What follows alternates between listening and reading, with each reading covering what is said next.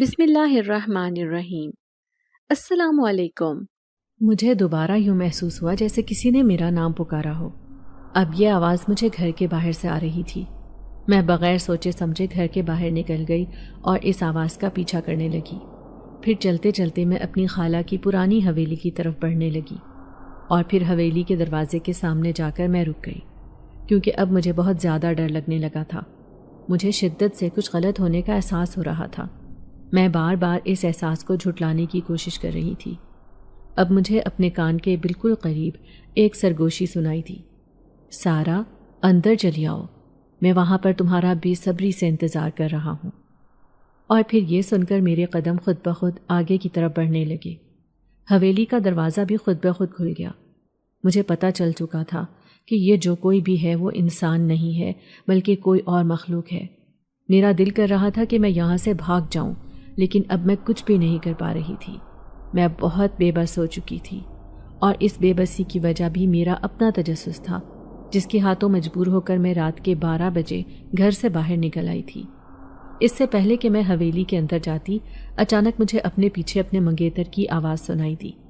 احمد وہاں پر کھڑا حیرت سے مجھے دیکھ رہا تھا اور مجھ سے پوچھ رہا تھا کہ تم اس وقت یہاں پر کیا کر رہی ہو؟ اس کی آواز سن کر اچانک میرے جسم کو ایک جھٹکا لگا اور میں جلدی سے ہوش کی دنیا میں آئی۔ اب میں دوبارہ سے اپنی مرضی سے اپنے ہاتھ پاؤں ہلا سکتی تھی۔ اس کو دیکھ کر میں بہت خوش ہوئی اور تیزی سے اس کی طرف بڑھی اور کہنے لگی، تمہارا بہت بہت شکریہ، تم یہاں پر آ گئے ہو۔ مجھے یہاں پر بہت ڈر لگ رہا تھا اور مجھے ایک مرد کی آواز بھی سنائی دے رہی تھی۔ پتہ نہیں وہ کون تھا۔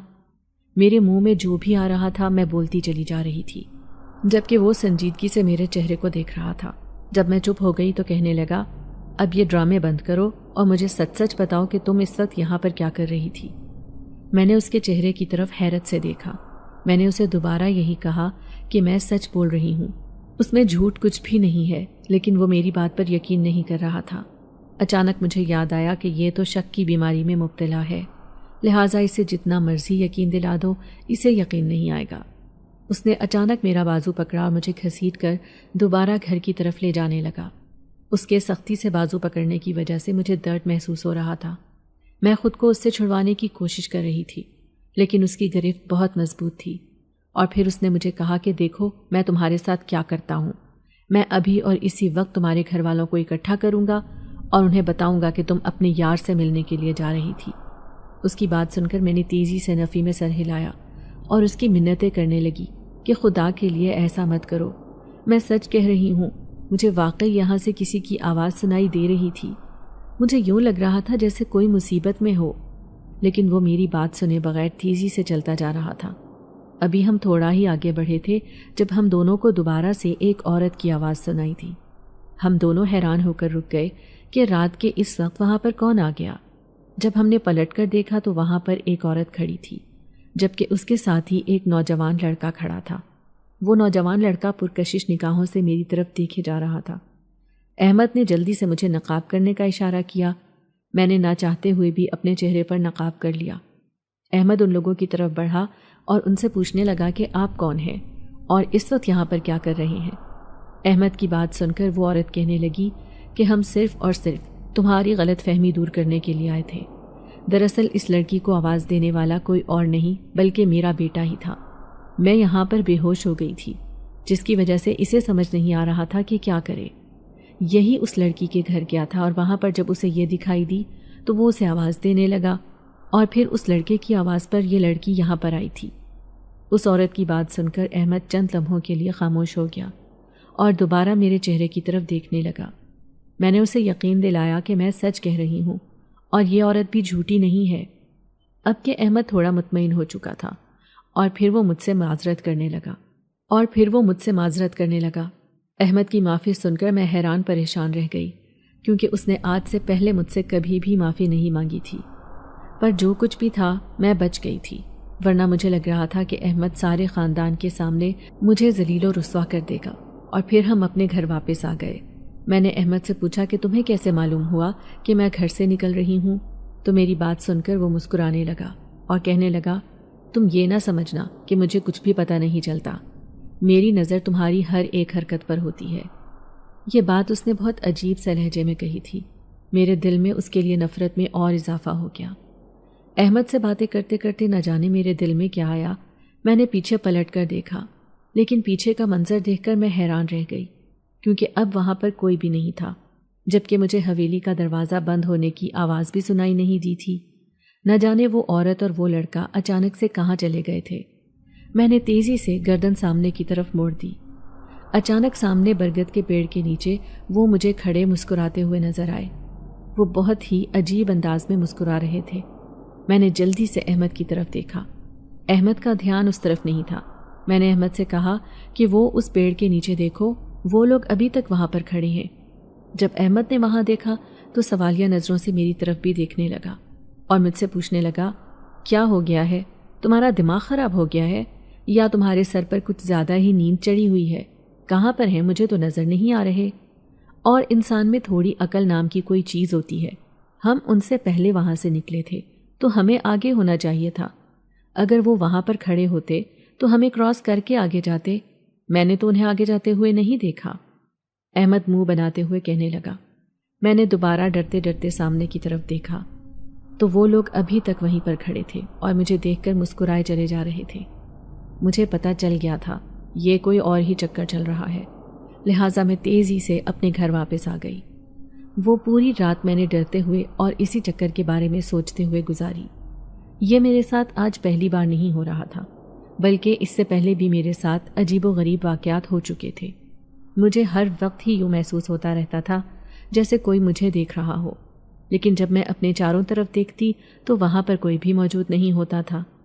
ایک عجیب سی نحوست تھی جو چاروں طرف پھیلی ہوئی تھی۔ میں جتنا اس چکر سے نکلنے کی کوشش کر رہی تھی اتنا ہی اس میں پھنستی چلی جا رہی تھی۔ پہلے میں نے اپنی بہن کو اعتماد میں لیا اور اسے سب کے بارے میں بتایا تو وہ میرا مذاق بنانے لگی اور کہنے لگی کہ آپی، آج کل کے زمانے میں ان چیزوں پر یقین کون کرتا ہے، اور مجھے تو لگ رہا ہے کہ یہ صرف اور صرف آپ کا وہم ہے۔ اس کی اتنی سی ہی بات سن کر مجھے اندازہ ہو گیا تھا کہ نہ تو اس نے میری بات پر یقین کرنا ہے اور نہ ہی اس نے میری اس معاملے میں کوئی مدد کرنی ہے، لہٰذا میں نے اس سے مزید بات کرنے کا ارادہ ملتوی کر دیا۔ اس کے بعد میں نے اپنی پھپھو سے بات کی، کیونکہ وہ گھر میں میرے سب سے زیادہ قریب تھی۔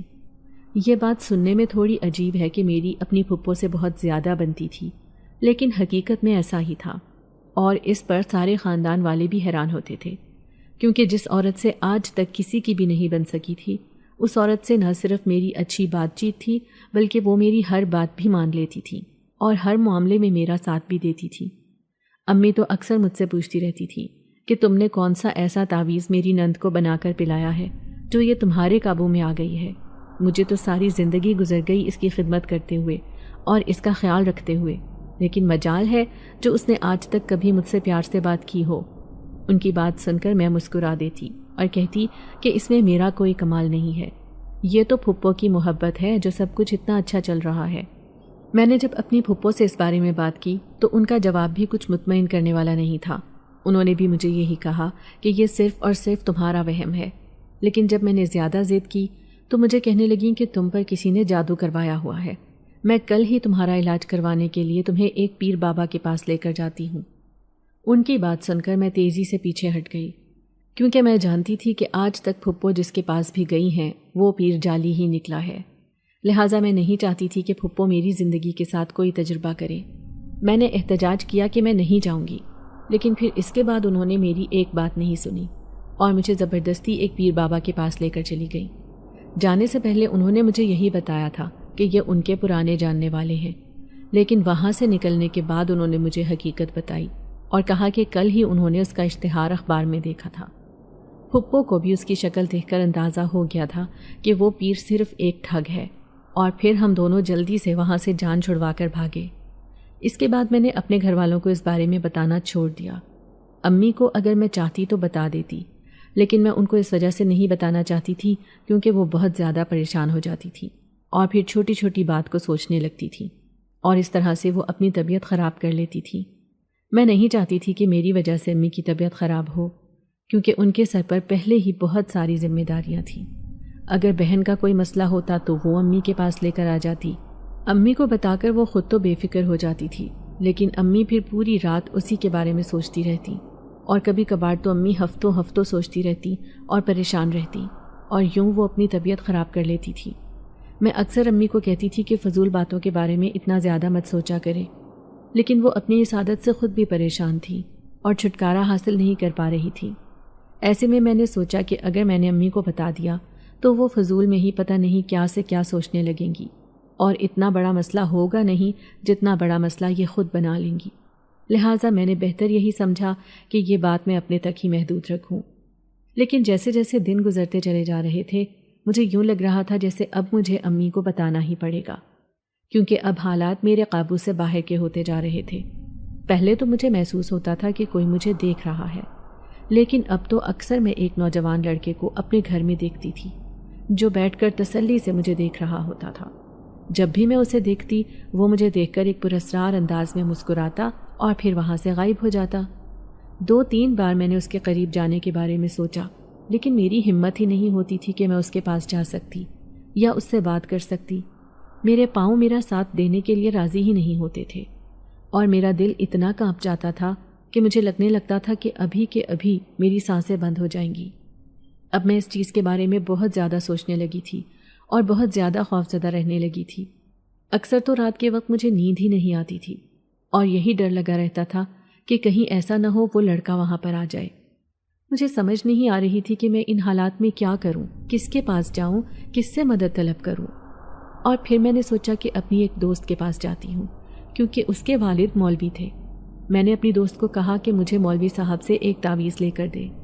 میں نہیں جانتی تھی کہ وہ صرف نام کے ہی مولوی ہیں، ان کے پاس علم نام کی کوئی چیز نہیں ہے۔ انہوں نے مجھے تعویذ تو دے دیا، لیکن اس کا بالکل بھی فائدہ نہ ہوا، بلکہ اس دن تو میرے ساتھ ایک ایسا واقعہ پیش آیا جس کے بارے میں سوچ بھی نہیں سکتی تھی۔ میں بڑی خوشی خوشی اپنی دوست کے گھر سے نکلی کہ اب وہ لڑکا مجھے کبھی بھی دکھائی نہیں دے سکے گا، لیکن میں نہیں جانتی تھی کہ ابھی میرے ساتھ وہ کتنا بڑا کھیل کھیلنے جا رہا ہے۔ چونکہ جب سے میرے ساتھ حویلی والا واقعہ پیش آیا تھا تب سے میں محتاط رہنا شروع ہو گئی تھی۔ اب اگر مجھے کوئی آواز سنائی دیتی بھی تھی تو میں اس کی سمت بھاگتی نہیں تھی اور نہ ہی اس کے بارے میں زیادہ سوچتی تھی، بلکہ میری یہی کوشش ہوتی تھی کہ میں اس آواز کو اپنے ذہن سے نکال سکوں، لیکن میں اس میں بھی ناکام رہتی تھی کیونکہ وہ آواز مجھے مسلسل ہی سنائی دیتی رہتی تھی۔ ٹھیک ہے، تو میں بات کر رہی تھی اس دن کی جس دن میں اپنی دوست کے گھر سے نکلی۔ تقریباً شام 5 بجے کا وقت تھا۔ چونکہ سردیوں کا موسم تھا اسی وجہ سے اندھیرا چھانے لگا تھا۔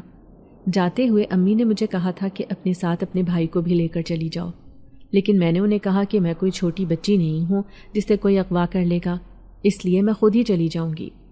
لیکن اب میں پچھتا رہی تھی کیونکہ میرا گھر بھی تقریباً 10 منٹ کی مسافت پر تھا اور اندھیرا بھی پڑتا چلا جا رہا تھا۔ میری دوست کا بھائی بھی گھر پر موجود نہیں تھا، ورنہ وہی مجھے چھوڑ دیتا۔ خیر میں نے ہمت کی اور یہی سوچا کہ میرے گلے میں تعویذ ہے، لہٰذا اب کوئی بھی شے مجھے نہیں کچھ کہہ سکتی، لیکن میں نہیں جانتی تھی کہ یہ صرف اور صرف میرا وہم ہے۔ جیسے ہی میں اپنی دوست کے گھر سے باہر نکلی مجھے یوں محسوس ہونے لگا جیسے کوئی میرے پیچھے پیچھے چل رہا ہو۔ جب بھی میں پیچھے مڑ کر دیکھتی تو آواز آنا ختم ہو جاتی، لیکن جیسے ہی میں چلنا شروع کرتی مجھے دوبارہ سے آواز آنا شروع ہو جاتی۔ اب مجھے شدید الجھن ہو رہی تھی۔ میں ایک ہی جگہ پر رک گئی اور دیکھنے لگی کہ اب آواز آئے گی یا نہیں آئے گی، لیکن اب مجھے آواز بالکل بھی سنائی نہیں دے رہی تھی۔ میں نے ایک نظر اپنے گلے میں موجود تعویذ پر ڈالی اور دل ہی دل میں خود کو دوبارہ سے تسلی دی کہ تم ڈرو نہیں، تمہیں یہ چیز کچھ بھی نہیں کہہ سکتی، یہ صرف تمہیں ڈرا رہی ہے۔ اب یہ نہ تو تمہارے سامنے آ سکتی ہے اور نہ ہی تمہیں ہاتھ لگا سکتی ہے۔ میں نے اتنا ہی سوچا تھا جب مجھے یوں محسوس ہوا جیسے کسی نے میرے کندھے پر ہاتھ رکھا ہو۔ ایک زوردار چیخ میرے منہ سے نکلی اور میں اپنی جگہ پر اچھل کر رہ گئی۔ میں نے اپنے تعویذ پر اپنی گرفت مضبوط کر لی، لیکن اچانک ہی وہ تعویذ میرے گلے سے ٹوٹ گیا اور میرے ہاتھ میں آ گیا۔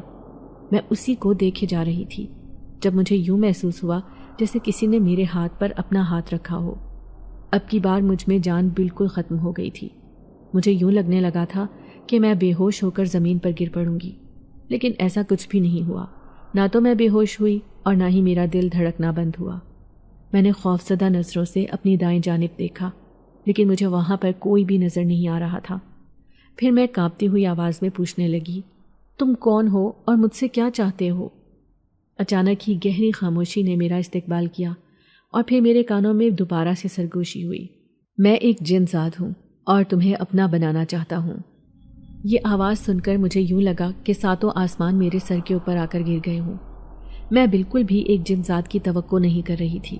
مجھے تو یوں لگ رہا تھا جیسے کوئی چڑیل میرے پیچھے پڑ گئی ہے، لیکن میں نہیں جانتی تھی کہ یہ نہ صرف ایک جن ذات ہے بلکہ یہ مجھے اپنے ساتھ بھی لے کر جانا چاہتا ہے۔ اب مجھے بہت زیادہ ڈر لگنے لگ گیا تھا۔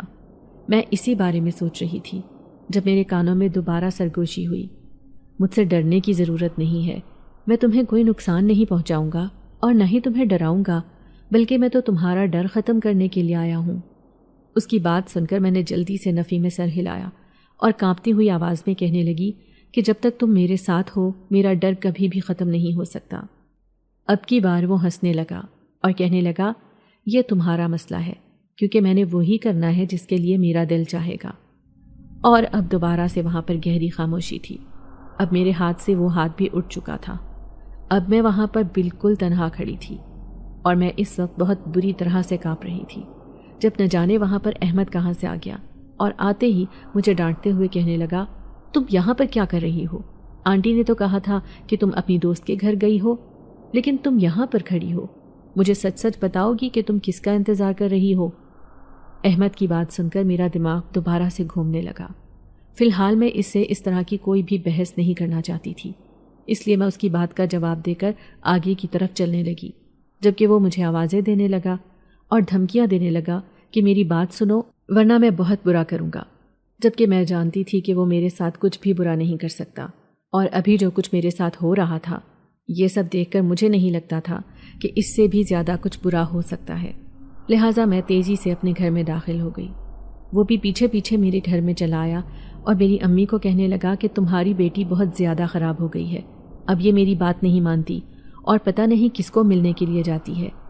اس کی بات سن کر پہلے تو امی حیران ہوئی، پھر اسے ڈانٹتے ہوئے کہنے لگی کہ تمہاری ہمت بھی کیسے ہوئی میری بیٹی پر الزام لگانے کی؟ میں اپنی بیٹی کو اچھی طرح جانتی ہوں، وہ ایسا کچھ بھی نہیں کر سکتی، اور جہاں تک ملنے کی بات ہے تو وہ مجھے بتا کر گئی تھی کہ وہ اپنی دوست سے ملنے کے لیے جا رہی ہے۔ میں جو پہلے سوچ رہی تھی کہ امی اس کا ساتھ دیں گی، لیکن جب دیکھا کہ امی میرا ساتھ دے رہی ہیں تو میں بہت زیادہ خوش ہو گئی، کیونکہ یہ میرے لیے نئی بات تھی۔ اکثر ہی جب میں احمد کی بات کرتی تھی تو امی مجھے ڈانٹتی تھی اور مجھے یہی سمجھاتی تھی کہ وہ تمہارا ہونے والا شوہر ہے، جیسا بھی ہے تم اس کی عزت کیا کرو۔ مجھے یہی لگتا تھا کہ اگر کبھی اس نے امی کے سامنے میری بات کی تو امی مجھے ہی غلط سمجھیں گی، لیکن آج میری یہ غلط فہمی بھی دور ہو چکی تھی۔ آج میں بہت زیادہ خوش تھی۔ اور پھر تھوڑی ہی دیر بعد احمد وہاں سے منہ بنا کر چلا گیا۔ میں بھی تیزی سے باہر نکل آئی اور امی کے گلے لگ گئی۔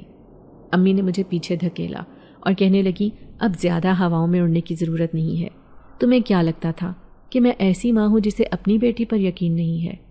وہ شکایتی نظروں سے میری طرف دیکھتے ہوئے پوچھ رہی تھی۔ میں نے تیزی سے نفی میں سر ہلایا اور کہنے لگی، نہیں، مجھے ایسا بالکل بھی نہیں لگتا تھا، بلکہ آپ تو دنیا کی سب سے اچھی ماں ہیں۔ یہ کہہ کر میں دوبارہ سے امی کے گلے لگ گئی۔ امی بھی مسکرانے لگی۔ ابھی میں امی کے گلے ہی لگی ہوئی تھی جب میرے کانوں میں دوبارہ سے سرگوشی ہوئی، اس عورت سے دور ہٹ جاؤ۔ میں تیزی سے پیچھے کی طرف ہٹی۔ میری یہ حرکت دیکھ کر امی پریشان ہو گئی اور کہنے لگی، تمہیں ایک دم سے کیا ہو گیا ہے؟ میں نے کہا کہ کچھ بھی نہیں، اور پھر میں دوبارہ سے اپنے کمرے میں چلی گئی۔ جیسے ہی میں اپنے کمرے میں داخل ہوئی، کمرے کا دروازہ خود بخود ہی بند ہو گیا۔ یہ دیکھ کر میرا اوپر کا سانس اوپر اور نیچے کا سانس نیچے رہ گیا۔ میرا وجود دوبارہ خوف سے کانپنے لگا تھا۔ ابھی تھوڑی دیر پہلے ہی تو میں اس جنسات سے مل کر آ رہی تھی، اور ابھی یہ دوبارہ سے میرے کمرے میں آ گیا تھا۔ میں پورے کمرے میں خوفزدہ نظروں سے دیکھنے لگی۔ جب مجھے اپنے پیچھے سے آواز سنائی دی، میں وہاں پر نہیں، میں یہاں تمہارے پیچھے کھڑا ہوں۔ میں نے جب پیچھے پلٹ کر دیکھا تو وہاں پر کوئی بھی نہیں تھا۔ اب دوبارہ مجھے اپنی دائیں جانب سے آواز سنائی دی۔ جب میں نے دائیں جانب دیکھا تو وہاں پر بھی کوئی نہیں تھا۔ میں پورے کمرے میں گول گول گھوم رہی تھی، لیکن مجھے کوئی بھی دکھائی نہیں دے رہا تھا۔ اب میرا سر بری طرح سے چکرانے لگا تھا۔ وہ جو کوئی بھی تھا مجھے تنگ کر رہا تھا اور میرے جذبات کے ساتھ کھیل رہا تھا۔ میں تھک کر زمین پر بیٹھ گئی اور پھوٹ پھوٹ کر رونے لگی اور اسے کہنے لگی، خدا کے لیے یہ سب کچھ مت کرو، مجھے پریشان مت کرو، میری زندگی میں اور بھی بہت سی پریشانیاں ہیں۔ میں اسی حالت میں زمین پر بیٹھی ہوئی تھی جب مجھے یوں محسوس ہوا جیسے کوئی میرے سامنے گھٹنوں کے بل بیٹھا ہو، اور پھر کسی نے میری تھوڑی پکڑ کر میرے چہرے کو اونچا کیا۔ اب مجھے اپنے چہرے پر نظروں کی تپش کا احساس ہو رہا تھا۔ میں آنکھیں پھاڑے سامنے کی طرف دیکھ رہی تھی، لیکن مجھے کوئی بھی دکھائی نہیں دے رہا تھا۔ اچانک ہی میرے سامنے دھواں چھانے لگا اور پھر وہاں پر ایک بہت خوبصورت نوجوان نمودار ہوا۔ میں نے اس سے زیادہ خوبصورت نوجوان اپنی ساری زندگی میں نہیں دیکھا تھا۔ جب میں نے تھوڑا سا غور کیا تو مجھے محسوس ہوا کہ یہ تو وہی ہے جسے میں نے پرسوں رات ایک اجنبی عورت کے ساتھ دیکھا تھا۔ میں تیزی سے پیچھے کی طرف ہٹی۔ مجھے پیچھے کی طرف ہٹتا دیکھ کر اس کے چہرے پر ناگواری آئی اور اس نے مجھے بازو سے پکڑا اور اسے زور سے دبانے لگا۔ مجھے شدت سے تکلیف کا احساس ہو رہا تھا۔ میری آنکھوں میں آنسو آ گئے۔ اس نے انگلیوں سے میرے آنسو صاف کیے اور مجھے کہنے لگا، تمہیں پتہ ہے مجھے بھی اتنی ہی تکلیف ہوتی ہے جب تم مجھ سے دور جاتی ہو۔ اس کی آنکھیں اس وقت دہشت ناک لگ رہی تھیں۔ وہاں پر جذبات کا ایک بہت بڑا سمندر ٹھہرا ہوا تھا۔ مجھے لگ رہا تھا کہ اگر میں تھوڑی دیر اور ان آنکھوں میں دیکھتی رہی تو یہ سمندر بہہ نکلے گا۔ خدا کے لیے میری طرف ایسے مت دیکھو، مجھے چھوڑ دو، میں نے دوبارہ سے کہا۔ میری بات سن کر وہ سنجیدہ ہو گیا اور مجھے کہنے لگا کہ چھوڑنے کا نام تم نے میرے سامنے نہیں لینا، کیونکہ اب میں مرتے دم تک تمہیں نہیں چھوڑوں گا۔ میں نے اس سے پوچھا کہ تم میرے پیچھے کیوں پڑے ہوئے ہو، میں نے تمہارا کیا بگاڑا ہے؟ تو وہ مسکراتے ہوئے کہنے لگا، تمہارا کوئی قصور نہیں ہے، بلکہ میں ہی ہوں جسے تم سے عشق ہو گیا ہے۔ ہاں، تم نے ایک غلطی کر دی جو تم اس دن میرے سامنے آ گئی۔ اس کی بات سن کر میں نے ناسمجھی سے اس کی طرف دیکھا اور اس سے پوچھنے لگی کہ تم کون سے دن کی بات کر رہے ہو، کیونکہ میں نے پرسوں رات کے علاوہ اسے اپنی پوری زندگی میں کبھی بھی نہیں دیکھا تھا، اور نہ ہی مجھے یاد تھا کہ میں کبھی اتنے خوبصورت لڑکے کے سامنے گئی ہوں۔ اور پھر اس نے 1 مہینے پہلے کا ذکر کیا۔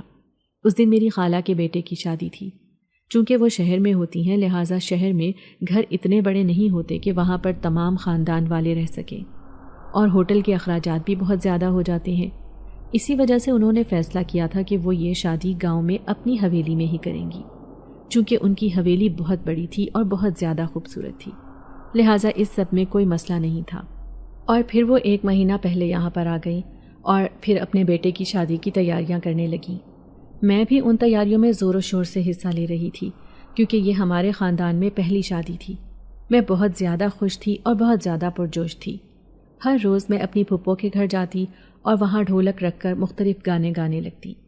چونکہ میری آواز بہت زیادہ اچھی تھی، اس لیے سب لوگ مجھے ہی کہتے تھے کہ تم گانا گایا کرو۔ اور پھر ایک دن میرا موڈ تھوڑا سا آف ہو گیا۔ یہ سب صرف اور صرف احمد کی وجہ سے ہوا تھا۔ اس دن میری احمد سے لڑائی ہو گئی تھی، کیونکہ وہ مجھے منع کر رہا تھا کہ یوں سب مردوں کے سامنے بیٹھ کر گانے مت گاؤ۔ حالانکہ وہ جن مردوں کی بات کر رہا تھا وہ میرے بھائی، کزن اور بڑے تھے، لیکن چونکہ وہ بہت زیادہ شکی اور عجیب سی ذہنیت کا انسان تھا، لہٰذا اسے سمجھانا مشکل ہی نہیں، ناممکن تھا۔ میں غصے سے وہاں سے اٹھی اور چھت پر چلی آئی۔ اس وقت میں یہ بات بھی بھول چکی تھی کہ امی نے شام کے وقت چھت پر جانے سے منع کیا ہوا ہے، اور خاص طور پر بال کھول کر چھت پر جانا نہیں تھا، کیونکہ اس سے جنات آپ پر عاشق ہو سکتے ہیں۔ لیکن اس وقت میں یہ بات بھلا کر غصے میں کھڑی احمد کے بارے میں ہی سوچ رہی تھی اور موقع ڈھونڈ رہی تھی کہ بس کسی طرح سے میری اس شخص سے جان چھوٹ جائے، جو کہ چھوٹنا مشکل ہی نہیں، ناممکن تھا، کہ ہماری یہ منگنی ہم دونوں کی بچپن میں ہو گئی تھی، اور بڑوں کا یہ ماننا تھا کہ بچپن میں جو منگنیاں ہو جاتی ہیں وہ ٹوٹنی نہیں چاہیے، ورنہ خاندانوں میں دراڑیں پڑ جاتی ہیں، اور ایسا کسی حد تک ٹھیک بھی تھا۔ لیکن اب چونکہ میں اس رشتے کے لیے بالکل بھی راضی نہیں تھی اور احمد کا رویہ بھی مجھے کچھ خاص ٹھیک نہیں لگتا تھا، اس لیے میں یہی چاہتی تھی کہ یہ کہانی بس کسی طرح سے ختم ہو جائے۔ میں نے امی سے اس بارے میں بھی بات کی تھی، لیکن ہمیشہ کی طرح انہوں نے مجھے ڈانٹا اور مجھے کہا کہ اب چپ کر کے تم نے یہ رشتہ نبھانا ہے، چاہے کچھ بھی ہو جائے تم نے پیچھے نہیں ہٹنا۔ لہٰذا میں انہی سوچوں میں گم تھی جب اچانک میرے بال زور سے اڑنے لگے۔ میں حیران رہ گئی، کیونکہ ابھی تھوڑی دیر پہلے تک تو ہوا بالکل رکی ہوئی تھی اور ابھی ایک دم سے انتہائی تیز ہوا چلنا شروع ہو گئی۔ لیکن حیرت کا دوسرا جھٹکا تو مجھے تب لگا جب میں نے نیچے پورشن میں دیکھا، جہاں پر کسی کے بال بھی نہیں اڑ رہے تھے، جبکہ میرے بال یوں اڑ رہے تھے جیسے کوئی آندھی چل رہی ہو۔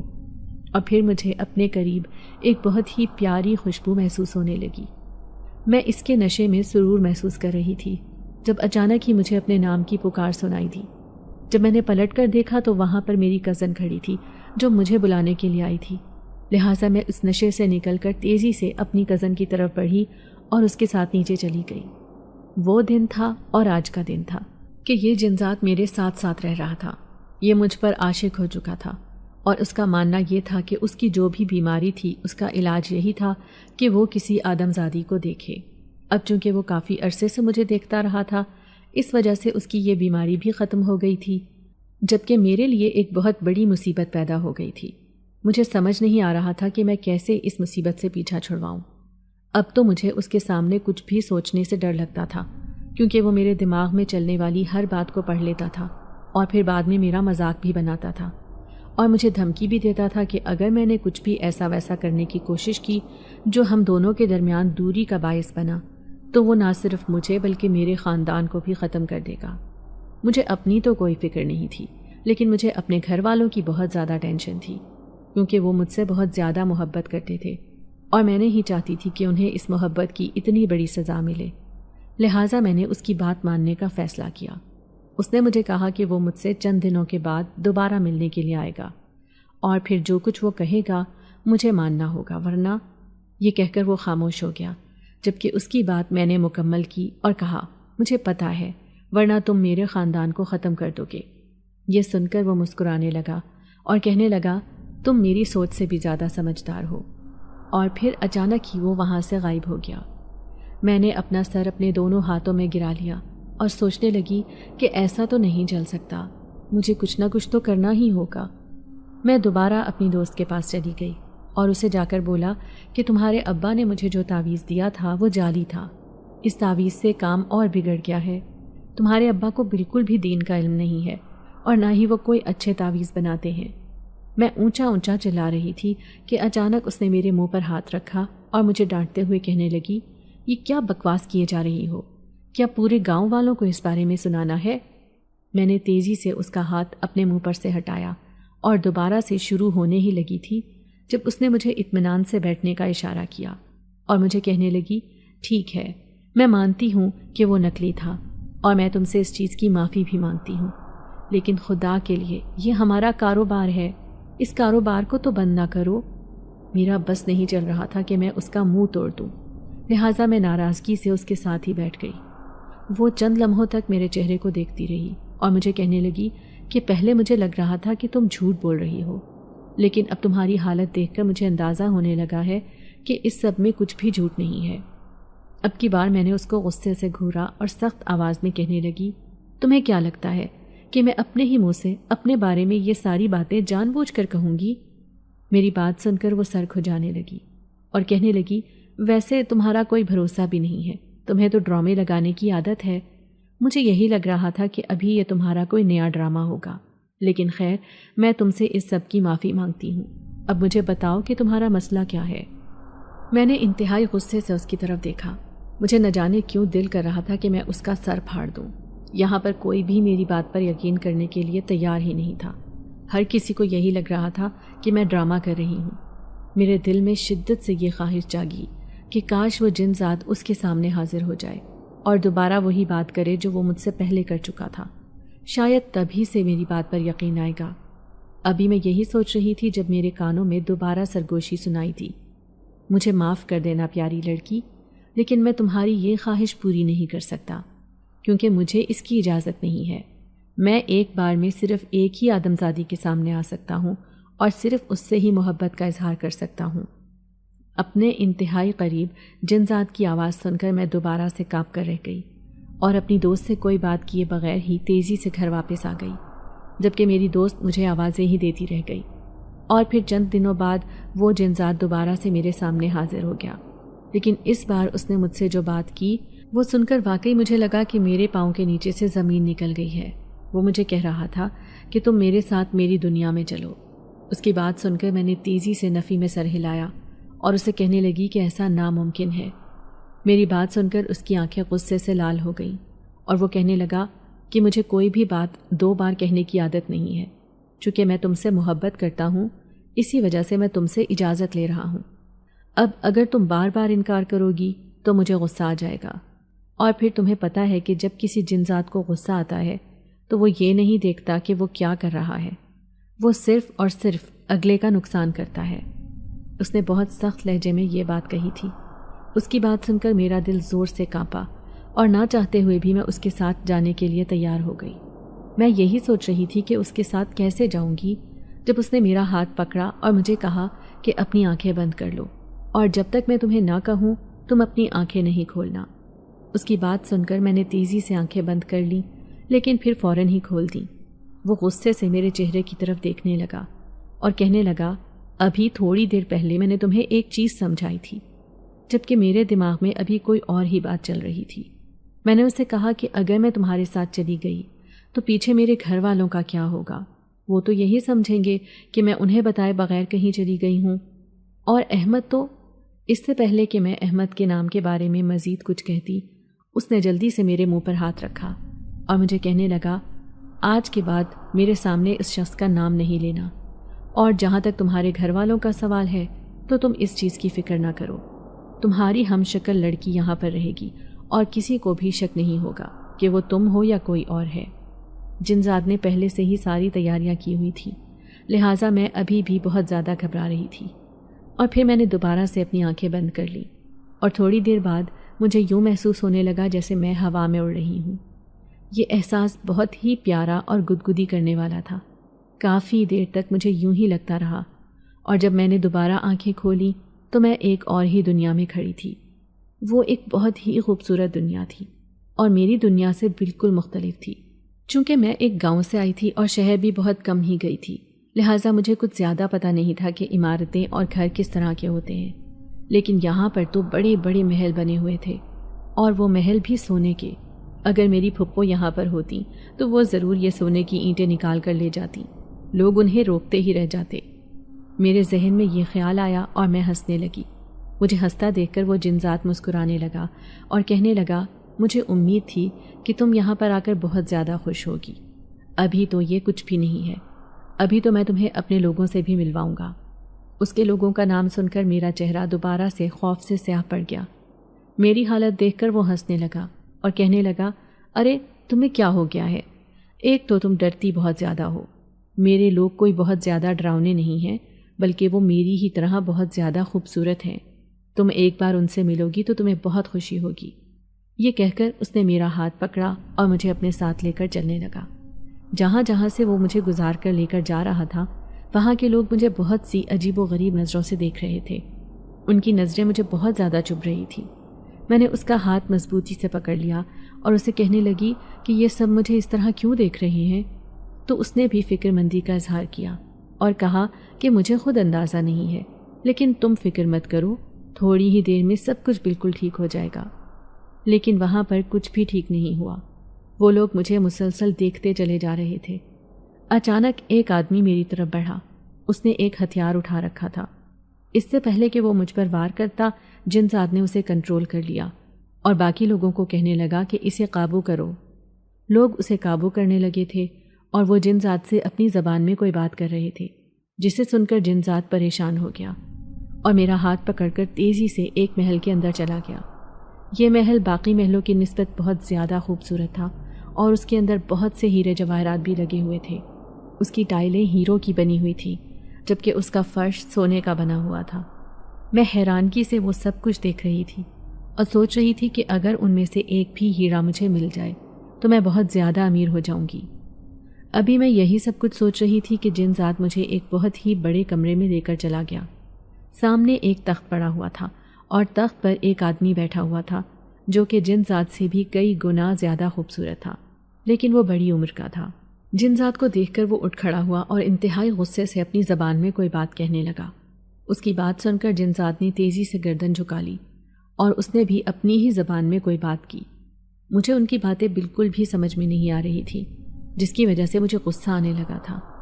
میں نہیں جانتی تھی کہ سامنے بیٹھے شخص کا اس جنزاد سے کیا تعلق ہے، اس لیے میں ان کی بات میں کود پڑی اور انہیں کہنے لگی کہ مہربانی کرو، میرے سامنے میری زبان میں بات کرو، کیونکہ مجھے تم لوگوں کی زبان سمجھ میں نہیں آ رہی۔ یہ سب سن کر جنزاد نے مجھے غصے سے گھورا اور مجھے کہنے لگا، مہربانی کر کے تم تھوڑی دیر کے لیے یہاں پر خاموشی سے بیٹھی رہو، میں ابھی اس سے ایک ضروری بات کر رہا ہوں۔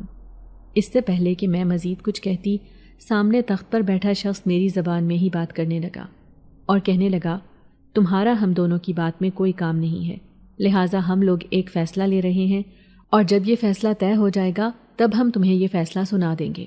فی الحال تم اپنے کمرے میں جا کر آرام کرو۔ اس کی بات سن کر میں حیران ہو گئی اور اسے کہنے لگی کہ مجھے کیا پتا کہ میرا کمرہ یہاں پر کون سا ہے، میں تو یہاں پر پہلی بار آئی ہوں۔ ابھی میں اپنی بات مکمل کر ہی رہی تھی کہ اچانک وہاں پر ایک عورت آ گئی۔ وہ بہت ہی حسین و جمیل عورت تھی، وہ مجھ سے کئی گنا زیادہ خوبصورت تھی۔ میں نے دل ہی دل میں سوچا کہ جب اتنی خوبصورت عورت موجود ہے تو یہ جن ذات میرے پیچھے میری دنیا میں کیوں آیا، اور میں اس بارے میں بعد میں جن ذات سے بات کرنے کا سوچ بھی رہی تھی۔ فی الحال میں نے جن ذات کو اسی آدمی کے پاس چھوڑا اور خود اس عورت کے ساتھ ایک دوسرے کمرے میں چلی گئی۔ وہ بہت ہی خوبصورت کمرہ تھا، لیکن اب میرا دل بہت عجیب ہو رہا تھا۔ مجھے سمجھ نہیں آ رہا تھا کہ آخر اسے مسئلہ کیا ہے۔ اب مجھے ڈر بھی نہیں لگ رہا تھا، لیکن ایک عجیب سی بے چینی تھی جو میرے دل میں سوار ہو چکی تھی۔ شاید وہ بے چینی اس وجہ سے تھی کہ میں ایک علیحدہ دنیا میں موجود ہوں، یا شاید وہ اس وجہ سے تھی کہ یہاں پہ موجود لوگ میری طرح کے نہیں ہیں بلکہ وہ مجھ سے بہت ہی زیادہ مختلف ہیں۔ خیر جو کچھ بھی تھا، میں یہاں پر اتنا برا بھی محسوس نہیں کر رہی تھی جتنا میں نے سوچا تھا۔ فی الحال تو میں بہت زیادہ مطمئن تھی، لیکن میں نہیں جانتی تھی کہ رات کے وقت میرے ساتھ ایک ایسا واقعہ پیش ہونے جا رہا ہے جس کے بعد میں یہاں سے ہمیشہ ہمیشہ کے لیے توبہ کر لوں گی۔ رات پتہ نہیں کیا ٹائم تھا، اچانک ایک نوکرانی آئی اور مجھے کہنے لگی کہ تمہیں جن ذات کھانے کے لیے بلا رہا ہے۔ جب میں نیچے گئی تو وہاں پر کوئی بھی نہیں تھا۔ اچانک میری نظر دروازے پر پڑی۔ وہاں پر جن ذات کھڑا مجھے عجیب و غریب نظروں سے دیکھ رہا تھا، اور پھر وہ ایک دم ہی مسکرانے لگا اور کہنے لگا، چلو ہم نے کھانا کھانے کے لیے جانا ہے، جبکہ تھوڑی دیر پہلے ہی یہی میرے پاس آیا تھا اور اس نے مجھے کہا تھا کہ جب میں تمہیں بلانے کے لیے آؤں گا تب ہی نیچے آنا، میرے علاوہ اگر کوئی اور بلانے کے لیے آئے تب مت آنا۔ لیکن فی الحال میں نے اس بات کو نظر انداز کیا اور اس جن ذات کے ساتھ محل سے باہر نکل گئی۔ وہ مجھے اپنے ساتھ لے کر ایک جنگل کی طرف بڑھنے لگا۔ میں نے اس سے پوچھا کہ ہم جنگل کی طرف کیوں جا رہے ہیں، تو اس نے مجھے کہا کہ تمہیں بہت جلد اس بارے میں اندازہ ہو جائے گا، اور پھر جنگل کے بیچ میں جا کر وہ رک گیا۔ میں نے اس کی طرف سوالیہ نظروں سے دیکھا، لیکن جلد ہی میرا دل کیا کہ میری آنکھیں بند ہو جائیں اور میں یہ منظر دوبارہ نہ دیکھ سکوں، کیونکہ وہاں پر جن ذات کی بجائے ایک بہت ہی عجیب و غریب مخلوق کھڑی تھی۔ اس سے زیادہ خوفناک مخلوق میں نے اپنی ساری زندگی میں نہیں دیکھی تھی۔ اس سے پہلے کہ وہ میرے اوپر جھپٹتی، وہاں پر وہ جنزاد عورت آ گئی اور اس سے لڑنے لگی، اور پھر تھوڑی ہی دیر بعد وہاں پر وہ جنزاد بھی آ گیا جو مجھے یہاں پر لایا تھا۔ یہ سب دیکھنا میرے لیے مشکل ہو گیا۔ میری آنکھوں کے سامنے اندھیرا چھانے لگا اور میں بے ہوش ہو کر زمین پر گر پڑی۔ جب مجھے دوبارہ ہوش آیا تب میں کمرے میں موجود تھی، قریب ہی جنزاد بیٹھا ہوا تھا۔ میں اٹھ گئی اور پھوٹ پھوٹ کر رونے لگی کہ مجھے یہاں نہیں رہنا، مجھے اپنے گھر جانا ہے۔ تم لوگ بہت برے ہو، میں جانتی ہوں کہ یہ چہرے تم لوگوں کے اپنے چہرے نہیں ہیں، بلکہ تم لوگ بہت ڈراؤنے ہو۔ وہ جنزاد جو تخت پر بیٹھا ہوا تھا وہ دراصل اس قبیلے کا سردار تھا اور اس جنزاد کا قریبی دوست تھا جو مجھے یہاں پر لایا تھا۔ وہ مجھے تسلی دینے لگا اور کہنے لگا کہ فکر مت کرو، ہم تمہیں واپس بھیجنے جا رہے ہیں، لیکن اس سے پہلے ہم خود تم سے اس بارے میں بات کرنا چاہتے تھے۔ اگر تم جنزاد سے محبت کرتی ہو اور یہاں پر ہمیشہ کے لیے رہنا چاہتی ہو تو تمہیں کوئی بھی نقصان نہیں پہنچا سکے گا، لیکن اگر تم واپس جانا چاہتی ہو تو کوئی بھی تمہیں نہیں روک پائے گا۔ میں نے ایک نظر جنزاد پر ڈالی جو امید طلب نظروں سے میری طرف دیکھ رہا تھا۔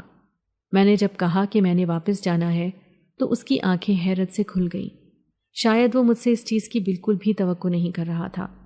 وہ میری طرف بڑھا۔ اس سے پہلے کہ وہ مجھے کچھ کہتا، دوسرے جنزاد نے اسے خاموش کروا دیا اور کہنے لگا کہ یہ اس کا اپنا فیصلہ ہے، تم یہ فیصلہ تبدیل نہیں کروا سکتے، اور پھر وہ مجھے دوبارہ میری دنیا میں چھوڑ کر چلے گئے۔ اس کے بعد میں نے جنزاد کو اپنی ساری زندگی میں نہیں دیکھا۔ اگر آپ کو آج کی ہماری کہانی پسند آئی ہے تو اسے لائک کیجیے اور اپنے پیاروں کے ساتھ شیئر کیجیے، اور ہاں، اگر آپ نے ابھی تک ہمارا چینل سبسکرائب نہیں کیا تو ضرور کیجیے۔ ملتے ہیں کل ایک نئی اور دلچسپ کہانی کے ساتھ، تب تک کے لیے اللہ حافظ۔